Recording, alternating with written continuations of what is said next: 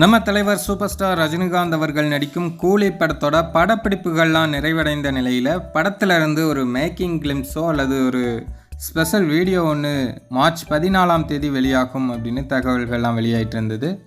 But இப்போது அதில் ஒரு சின்ன மாற்றம் நடந்திருக்கு அப்படின்னு செய்திகள்லாம் வெளியாகுது.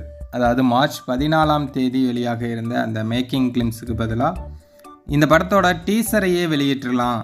ஆனால் அது வந்து ஏப்ரல் 14ஆம் தேதி தமிழ் புத்தாண்டு அன்னைக்கு வெளியிடலாம் அப்படின்னு படக்குழுவினர் முடிவு பண்ணியிருக்காங்களாம்.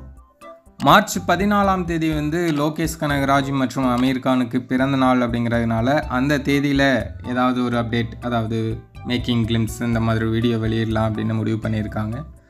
பட் இப்போது டீசரையே வெளியிடலாம், தமிழ் புத்தாண்டு அன்னைக்கு வெளியிடலாம் அப்படின்னு படக்குழுவினர் முடிவு பண்ணியிருக்காங்களாம். இது பற்றி விகடனில் ஒரு செய்தி ஒன்று வெளியிட்டிருந்தாங்க. சரி, தலைவர் எப்போவுமே லேட்டாக வந்தாலும் லேட்டஸ்ட்டாக வருவாங்க. ஸோ வெயிட் பண்ணுவோம். தலைவரோட ரசிகர்களுக்கு கூலி கட்டாயமாக ஒரு மிகப்பெரிய விருந்து படைக்கும் அப்படிங்கிறதுல எந்த விதமான சந்தேகமுமே கிடையாது.